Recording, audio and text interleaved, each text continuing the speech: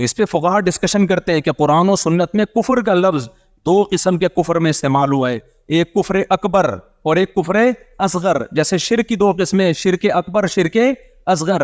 ریا کرنا بھی شرک ہے، آپ کسی کو دکھانے کے لیے نماز پڑھ رہے ہو، یہ بھی شرک ہے، لیکن یہ وہ والا شرک نہیں ہے جس سے آپ کا نگاہ ٹوٹ جائے، آپ ہمیشہ جہنم میں جلو. اس کو شرک اصغر کہتے ہیں. نبی صلی اللہ علیہ وسلم نے فرمایا من ترک الصلاۃ متعمدا فقد کفر، جس نے جان کے نماز چھوڑ دی وہ اس نے کفر کیا، وہ کافر ہو گیا. تو کیا مطلب؟ پھر تو جو ایک نماز چھوڑے گا جب وہ کافر ہوا تو اس کی بیوی کا نکاح بھی ختم ہو گیا کہ نہیں ہو گیا؟ مسلمان اور غیر مسلم کا تو نکاح ہوتا ہی نہیں ہے. نبی نے فرمایا جو شخص پیٹ بھر کے کھائے پڑوسی بھوکا سوئے وہ مومن نہیں ہے. اور 3 دفعہ فرمایا نہیں ہے نہیں ہے نہیں ہے. جب مومن نہیں ہے تو پھر کیا رہ گیا پیچھے؟ بولنے پر گورنمنٹ نے پابندی لگائی ہے تو نہیں بولو میرے بھائی. جب مومن نہیں ہے، نبی نے 3 دفعہ کہہ دیا جو خود پیٹ بھر کے کھاتا ہے پڑوسی بھوکا سوتا ہے وہ مومن نہیں ہے نہیں ہے نہیں ہے. تو کیا ہے پھر؟ وہ کافر ہے نا. تو اس کا مطلب سارے کیا ہو گئے؟ تو علماء نے اس کی ایکسپلین کیا ہے. حدیث میں آتا ہے کہ جو میرے بات آپس میں کفر مت کرنا، لڑنا مت.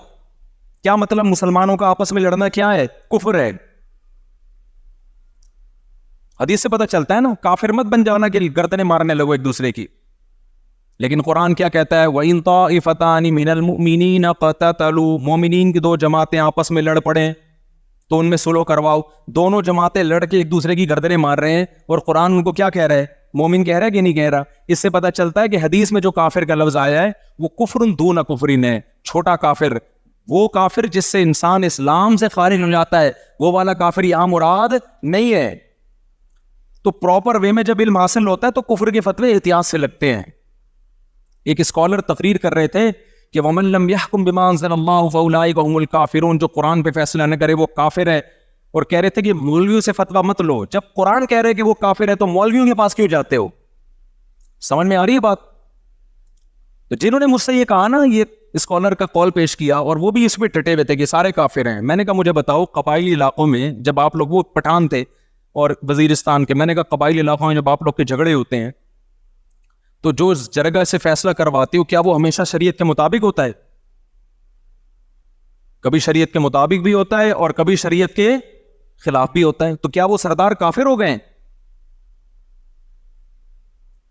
سعودی عرب کی عدالتوں میں کیا ہر فیصلہ شریعت کے مطابق ہو رہا ہے؟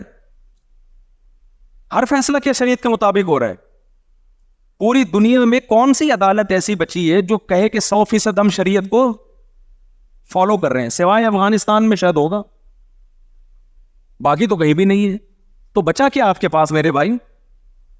تو میں بتانا یہ چاہ رہا ہوں کہ جب تک پراپر وے میں علم حاصل نہ ہو، نہ آپ کو قرآن کی تفسیر کی اجازت ہے اور نہ آپ کو حدیث کو ایکسپلین کرنے کی اجازت ہے. آپ مار کھاؤ گے، گمراہ ہوگے، دوسروں کو بھی گمراہ کرو گے، ضلوا ضلوا کا مصداق بنو گے.